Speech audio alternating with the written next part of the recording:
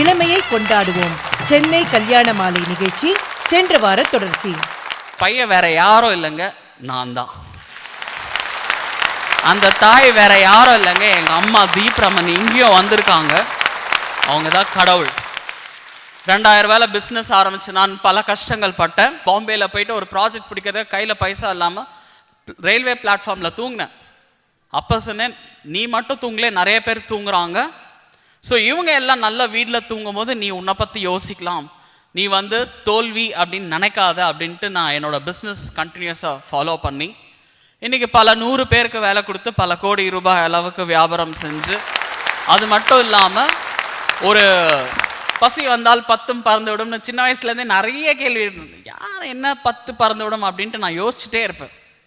10/10 October 10 அன்னைக்கு hunger free டே, India முழுவதுமா பசி இல்லாத நாள் அப்படின்னு டிக்ளேர் பண்ணி அந்த நாளுக்கு 10,000 அனாதை குழந்தைங்களுக்கு உணவு கொடுத்து அந்த மாதிரி விஷயங்கள்லாம் நிறைய செஞ்சுட்டு இருந்தாங்க. அதாவது ஒரு குறிக்கோள் நம்ம வச்சா நிறைய அதில் கஷ்டங்கள் வரும். அதே மாதிரி பார்த்தீங்கன்னா சின்ன வயசில் இருக்கும்போது ஏழை மாணவன் இவங்கெல்லாம் நல்ல ஒரு ரிச்சான ஸ்டூடெண்ட், ரிச்சான பீப்புள் அப்படின்னு சொல்லுவாங்க. நான் அந்த டைமில் ஏழை மாணவன், பணத்தால் மட்டும் கடவுள் எனக்கு பணக்காரராகும் வாய்ப்பு கொடுத்துருக்கிறார். எதில்? நல்ல படிப்பில், நல்லா திங்க் பண்ணுறதுல, நல்லா மற்றவங்களோட பழகிறதுல எனக்கு ஒரு வாய்ப்பு கொடுத்துருக்கார். இந்த பணம் வரும் போகும், எல்லாருமே சமம் தான். நம்மளும் ஏழை அப்படின்னு நினைக்காம நமக்கு என்ன கோல் இருக்குது அப்படின்னு நினச்சி என்ன ஒரு கஷ்டம் வந்தாலும் அந்த கோல் மட்டுமே நினச்சி நம்ம மூவ் பண்ணால் கண்டிப்பாக நிச்சயமாக வாழ்க்கையில் நம்ம முன்னேறலாங்க. Thank you so much. தேங்க்யூ. அடுத்து நாம் அழைக்கவிருக்கும் பேச்சாளர் நீங்கள் எல்லாருக்கும் உங்களுக்கு எல்லாம் ரொம்பவும் பரிச்சயமானவர். யூடியூப்பில் அவரோடது வைரலாக போயிட்டுருக்கு, எல்லாரும் கேட்டுட்ருக்கோம். சித்த மருத்துவர் டாக்டர் சிவராமன் அவர்களை அன்போடு மேடை அழைக்கின்றேன். பாரம்பரிய உணவை மீட்டெடுப்பதில் மிகப்பெரிய பங்கு, அதாவது ஒரு எத்தனையோ பெரிய ஜேர்னி இருந்தாலும் முதல் ஸ்டெப்பு தான் அதுக்கு ரொம்ப முக்கியம் அப்படின்னு சொல்லுவோம். அந்த மாதிரி இன்றைக்கி எல்லாரும் வீட்டில் லிஸ்ட்டு போடும்பொழுது அரிசி 50 கிலோ, சக்கரை 10 கிலோன்னு போடுறதுக்கு பதிலாக சாமர் 2 கிலோ, வரகரிசி 2 கிலோ, தெனை 2 கிலோ, கருப்பட்டி வெல்லம் 1 கிலோன்னு போடுற அளவில் இன்றைக்கி நம்முடைய லிஸ்டெல்லாம் மாற்றிருக்கிறவர் அவர் தான். இன்ஃபேக்ட் சொல்ல போனால் அது மாதிரி சிறுதானிய உணவு ரெஸ்டாரண்ட் நடத்துகிறவங்களாம் ஒரு ராயல்ட்டி அவருக்கு கொடுத்தாருன்னா அவர் ஒரு கோடீஸ்வரராகவே ஆயிடுவார் அப்படின்னு நான் நம்புகிறேன். திரு சிவராமன் அவர்கள். ரொம்ப நெகிழ்ச்சியாக இருந்தது எனக்கு. நாங்கள் உட்காந்து என்ன பேசணுன்னே இப்போ எனக்கு தோணலை. பாலாஜி பேசின விஷயங்களில் பல நகைச்சுவை இருந்தாலும் அந்த நகைச்சுவைக்கு பின்னாடி பூரா ஒரு மனிதநேயம் ஓடிக்கொண்டே இருந்துச்சு. இன்றைய இளைஞர்கள் மீது மிகப்பெரிய ஒரு நம்பிக்கையை விதைக்கக்கூடிய ஒரு பெரிய பேச்சாக பாலாஜி பேச்சு இருந்தது. அவர் பேசும்போது கடைசியாக ஒன்றை முடிச்சுட்டு போனார். எத்தனை பேர் கவனிச்சோன்னு தெரியல. இன்றைக்கெல்லாம் ப்ரீச்சிங்லாம் தேவையில்லை, வி நீட் இன்ஸ்பிரேஷன்ட்டு. அடுத்த ஸ்பீக்கர் ஒரு இன்ஸ்பிரேஷனாக நிற்கிறார். ரொம்ப அழகாக கல்யாண மாலை கோர்த்திருக்கிறது. ஒரு மாலை என்றாலே மலர்களை கோர்ப்பது தானே, அப்படி ஒரு மாலை கோர்க்கப்பட்டிருக்கிறது. ஒரு மிகச்சிறந்த ஒரு தேவையை பாலாஜி முன்னிறுத்துகிறார். அந்த தேவையை பூர்த்தி செய்யும் விதமாக நம்முடைய சரத்பாபு நிற்கிறார். அதில் ரொம்ப உண்மையிலேயே உள்ளத்தளவில் மனம் நெகிழ்ந்து அந்த தாயை வணங்கி ஒரு சிறந்த ஒரு இன்ஸ்பிரேட்டரை கொடுக்கறதுங்கிறது ஒரு சாதாரண விஷயம் இல்லை. ஒரு மிகச்சிறப்பான ஒரு விஷயத்தை சொல்லிட்டு போயிருக்கார். எனக்கு கொடுத்த தலைப்பு உணவில் கூட ஒளிந்திருக்கிறது உற்சாகம் அப்படின்னு, இளமையை கொண்டாடுவோம் அப்படிங்கிற தலைப்பு கீழே பேசினாங்க. நான் வந்ததிலிருந்து பல பெருந்தகைகள் பேசுகிறத கேட்டுகிட்டே வரேன். சீதாராமன் சார் பேசும்போது, விஸ்வநாதன் சார் பேசும்போது, இடையிடையே மீராமா பேசும்போது, எல்லாரும் தொடர்ச்சியாக பேசும்பொழுது எந்த அளவுக்கு அவர்கள் இளமையை பண்பட்டு வந்திருக்காங்க அப்படின்ட்டு ஒரே ஒரு விஷயம் தான் இவ்வளோ உறுத்திட்டே இருந்துச்சு. அவங்க 2 பேருமே பேசும்போது எங்கள் அம்மா அப்பா பார்த்த பொண்ணை தான் நாங்கள் கல்யாணம் பண்ணோன்ட்டு, நான் பார்த்த பொண்ணை எங்கள் அம்மா அப்பாவும் பார்த்துட்டாங்க. அதனால் ஏன்னா ஒருவேளை நாங்கள் அன்றைக்கே இளமையை கொண்டாடியவர்கள், அதனால் ஒரு காதல் திருமணமாக நிகழ்ந்ததுன்னு யோசிச்சுட்டு இருந்தேன். நான் நிறைய பயணித்து கொண்டே இருக்கிறேன். தமிழகம் முழுக்க குறிப்பாக கல்லூரியாக போய் பேசிக்கொண்டே வருகிறேன். நிறைய மாணவர்களை பார்க்கிறேன். பல்வேறு மாணவ தளவங்களை பார்க்கும்போது எனக்குள் ஒரு சின்ன அச்சம் மனதில் இருந்து கொண்டே இருக்கிறது. உண்மையிலேயே இந்த இளைய தலைமுறை இளைஞர்கள் இளமையை கொண்டாடுகிறார்களா அப்படிங்கிற ஒரு கேள்விக்குறி எனக்குள்ள வந்துச்சு. அவர்கள் எந்த அளவுக்கு மனிதநேயத்தோடு இருக்கிறார்கள், எந்த அளவுக்கு ஒரு இன்ஸ்பிரேட்டராக இருக்காங்கிறது ஒரு பக்கம். இன்னொரு பக்கம் பெருவாரியான இளைஞர் கூட்டம், சீதாராமன் சார் பேசும்போது சொன்னார் இல்லையா, இந்தியாவினுடைய மிகப்பெரிய வலு அப்படின்னு எடுத்தோம்னா நம்ம எப்போவுமே பெரிய வணிகத்தில் இருக்கவங்க எல்லாம் காட்டுறது வந்து இந்தியாவை கம்பேர் பண்ணும்போது சீனாவையும் பிரேசிலையும் தான் காட்டுவாங்க. அவங்கள மாதிரி இவங்கள மாதிரின்னு சொல்லும்போது அவங்க 2 நாடை விட நம்மக்கிட்ட இருக்கக்கூடிய மிகப்பெரிய பலம் நம்மிடம் இருக்கக்கூடிய பெரிய இளைஞர் கூட்டம். இந்த இளைஞர் கூட்டம் வருங்கால இந்தியாவை மிகப்பெரிய அளவில் மாற்றும் அப்படிங்கிற ஒரு பெரிய நம்பிக்கை தான் அந்த மாதிரியான ஒரு கட்டமைப்பை உண்டாக்குது. ஆனால் அந்த இளைஞர்கள் இன்றைக்கு 25 வயது 30 வயதில் இருக்கக்கூடிய இளைஞர்கள் இன்னொரு 35 வருடம், இன்னொரு 10 ஆண்டுகள் கழித்து 15 ஆண்டுகள் கழித்து அதே அளவில் இளமையை கொண்டாடக்கூடிய அளவில் இல்லது அதே அளவில் அறச்சிந்தனையோட அல்ல அதே அளவு உத்வேகத்தோட அதே அளவு தன்முனைப்போடு வாழக்கூடிய அளவில் அவர்களுடைய உடல் நலம் இருக்குமா அப்படிங்கிறதுல ஒரு பெரிய கேள்விக்குறி ஒளிந்திருக்கிறது. நண்பர்களே, இது அனுமானித்து சொல்லக்கூடிய விஷயம் இல்லை, சும்மா பயமுறுத்துவதற்காக அச்சுறுத்துவதற்காக சொல்லக்கூடியதில்லை. பல தரவுகள், பல சான்றுகள், மருத்துவ சான்றுகள் இன்றைக்கு முன்வைத்து பார்ப்பது என்னன்னா 25 வயதிலிருந்து 45 வயதுக்குள்ளக்கூடிய இந்திய இளைஞர்களுக்கு பல தொற்றாத வாழ்வியல் நோய் கூட்டம் துரத்தி கொண்டே இருக்கிறது. இன்னைக்கு நிறைய பேருக்கு நம்ம வீட்டிலேயே தெரியும், 30 வயசு 35 வயசுல பல பேருக்கு இருக்கிற ஒரு பயம், எங்க சுகர் வந்துருமா, இல்லை எங்கே வந்து ஒரு ராத்திரி நல்ல ஒரு ஆனியன் பஜ்ஜியும் இல்லை உருளைக்கிழங்கு போண்டாவும் சாப்பிட்டுட்டு கொஞ்சம் லேசாக கேஸ் ட்ரபிள் வந்துட்டாலே எங்கேயோ பகவான் கூப்பிட்றாரா அப்படிங்கிற அளவுக்கு ஒரு பயம் வந்து 10 மணி ராத்திரி 11 மணிக்கு டாக்டர் வீட்டு சுவரை ஏறி குதிச்சு இசிஜி பார்க்க போகிற இளைஞர்கள் இன்றைக்கு அதிகம். ஏன்னா ஒரு பெரிய பயம், எங்கே பார்த்தாலும் காதில் செய்தி வந்து கொண்டே இருக்கிறது, இளைய வயதில் ஒரு மாரடைப்பு வருது, இளம் வயதிலேயே புற்றுநோய் வருகிறது.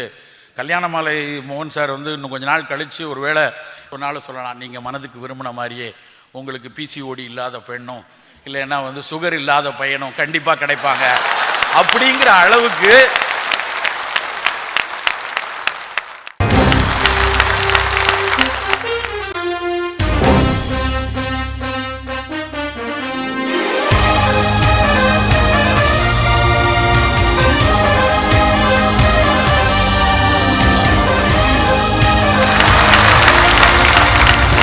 கல்யாணமாலை மோகன் சார் வந்து இன்னும் கொஞ்ச நாள் கழித்து ஒரு நாள் சொல்லலாம், நீங்கள் மனதுக்கு விரும்பின மாதிரியே உங்களுக்கு பிசிஓடி இல்லாத பெண்ணும் இல்லைன்னா வந்து சுகர் இல்லாத பையனும் கண்டிப்பாக கிடைப்பாங்க அப்படிங்கிற அளவுக்கு சர்க்கரை வியாதியும் அதே மாதிரி இந்த சினைப்பையில் வரக்கூடிய நீர்க்கட்டிகள் இல்லாத பெண்களும் கிடைக்கிறது ரொம்ப அரிதாக போகக்கூடிய ஒரு சூழல் வந்தாலும் வரும். ஏன் இப்படி நடக்குது?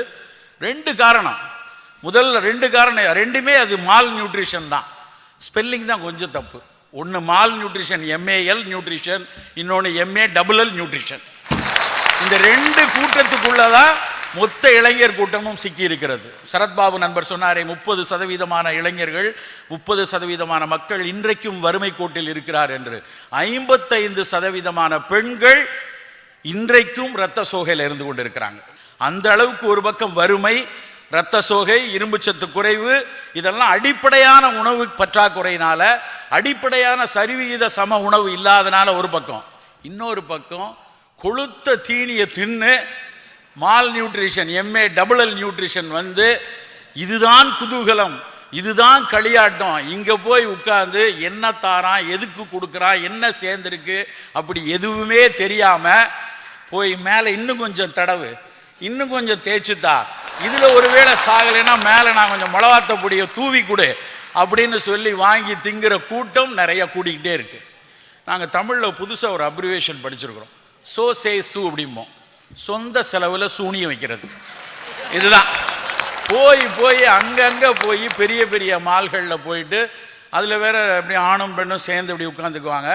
உட்காந்துட்டு அவங்க ஒரு பொரிச்ச கோழியை வாங்கி, அந்த கோழி பொரிக்கிறது நம்ம வீட்டிலலாம் கோழியெல்லாம் பொரிச்சா ஒரு இஞ்சி பூண்டு சீரகம் ஒரு 7-8 பொருள் போடுவாங்க. அந்த கம்பெனிக்காரன் கிட்டத்தட்ட 100கணக்கான ரசாயனங்களை போட்டு தரான். இந்த பையனும் பெண்ணும் எதிர்த்தாப்புல உட்காந்துட்டு பல கெமிக்கல் போட்டு கொடுக்குறான், அப்போ தான் நம்ம 2 பேருக்குள்ளே நல்லா கெமிஸ்ட்ரி வரும் அப்படின்னு சொல்லி வறுத்து அவன் ஒரு பக்கம் வறுக்கிறான், இவன் ஒரு பக்கம் வறுத்து சாப்பிட்டுக்கிட்டு இருக்கிறான். நண்பர்களே, கொஞ்சம் எச்சரிக்கையாக இருக்க வேண்டிய காலகட்டத்துக்கு வந்திருக்கோம். இன்றைய இளைய தலைமுறைக்கு மிகப்பெரிய அளவில் இரத்த சர்க்கரை நோய் வருவதற்கான வாய்ப்புகள் அதிகமாக இருக்கிறது. எனக்கு சுகர் வந்தப்புறம் நான் சர்க்கரையை நிறுத்திக்கிறேன், நான் 35-40 வயது வரும்பொழுது லேசாக என்னுடைய இரத்த சர்க்கரை அளவு கூட மாதிரி தெரியுது, அதுக்கப்புறம் நான் வெள்ளை சர்க்கரையை எடுக்கலைன்னு சொன்னால் நம்மளை மாதிரி ஒரு முட்டாள் உலகத்திலே கிடையாது.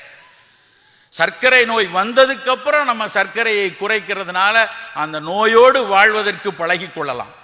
இளைஞர்கள் 15 வயதுல 20 வயதுல 25 வயதிலேயே கொஞ்சம் அக்கறைப்பட்டு எனக்கு இனிப்பு வேண்டாம், வெள்ளை சர்க்கரை வேண்டாம் என்ற முடிவு எடுத்தால் மட்டும்தான் அடுத்த தலைமுறையை நாம் காப்பாற்ற முடியும். நான் இங்கிலாந்தில் ஒரு மருத்துவ கருத்தரங்குக்கு போயிருக்கேன். அங்கே ஒருத்தர் யூரோப்பியன் யூனியனுடைய மொத்த மருத்துவ திட்டக்குழுவினுடைய தலைவராக இருக்கிறார். அவரும் தமிழர், ஒரு இலங்கை தமிழர். அவரோடு உரையாடி கொண்டிருக்கும் போது அவர் சொல்றார், இனி வரக்கூடிய அடுத்த தலைமுறைகள் ஆசிய தலைமுறைகள் ஒன்று இன்னைக்கு டயபெட்டிக்காக இருப்பாங்க, இல்லைன்னா அவரோட பையன் அல்லது அவரோட பேரை, ஒட்டுமொத்த ஆசிய மரபணுவே சர்க்கரை வியாதிக்குள் வந்துவிடும் அப்படின்னு ஒரு தரவுகளை ஒரு பெரிய மருத்துவ அறிஞர் அப்படி சொல்றார். எவ்வளவு சிக்கலா இருக்கு பாருங்க. அப்படி ஒரு வேளை ஒரு இரத்த சர்க்கரை ஒரு 35 வயதில் 40 வயதில் ஒரு இளைஞனுக்கு வருகிறது என்றால் அவனோட நிலைமை எண்ணம் எப்படி இருக்கும் அப்படின்னா, எதுக்கு போட்டு டாக்டர் வந்து ஏதோ பார்க்க போய் மேய்ஞ்சுக்கோன்னு சொல்றாரு, வெறும் காய்கறியும் கீரையும் இதையும் சாப்பிட்டுக்கோங்கிறாரு. காலையில் எழுந்திரிச்சா இப்பெல்லாம் பார்க்கில் வந்து காலையில் நடக்கவே முடியல, ஒரே இடிச்சுக்கிட்டு ஓடுறாங்க. எல்லாம் பெரிய பெரும் கூட்டம் வந்து காலையில் வந்து அவ்வளோ ஓட்டம் இருக்குது. ஆனால் அதுக்கும் பயந்துக்கிட்டு காலையில் ஓடணும், வெறுமனை அந்த காய்கறி அந்த புல் இந்த கீரை இப்படி சாப்பிட்டு சொல்லுறாங்க. இது காணாதுன்னு சொல்லிட்டு குதிரைவாலி தெனை ராகின்னு வேற ஒரு ஆள் பேசிக்கிட்டே இருக்காரு. இப்படி ஒன்று மொத்த இளைஞர் கூட்டமும் வந்து ஒரு பயத்தில் இருந்து கொண்டு இருக்கிறார்கள். நண்பர்களே, நம்ம என்ன கவனமாக நினைத்து கொள்ளணும்னா, இன்னைக்கு நிறைய இங்கே வந்து ஒரு நடுத்தர வயது கூட்டம் நிறைய பேர் இருக்கும். நமக்கு சர்க்கரை வியாதி வந்ததுக்கு அப்புறம் அதை எப்படி பரிகரிக்கலாம், எப்படி மருந்து எடுக்கலாங்கிறது ரெண்டாவது கட்டம். வராமல் தடுப்பதற்கு என்ன செய்யணும்? முதல்ல வெள்ளையா இருக்கிற பொருளை விளக்குங்க. வெள்ளை அரிசி, வெள்ளை சர்க்கரை, வெள்ளை கலர் பிராய்லர் கோழி, வெள்ளை கலர் பால் கூட பெரிய கேள்விக்குறிக்குள்ளா இருக்கிறது. வெள்ளை கலர் உப்பு, எதெல்லாம் வெள்ளையா இருக்கோ அதெல்லாம் கொஞ்சம் பயமா இருக்கு அப்படிங்கிற ஒரு சூழலுக்கு மருத்துவ உலகம் பார்த்து கொண்டிருக்கிறது.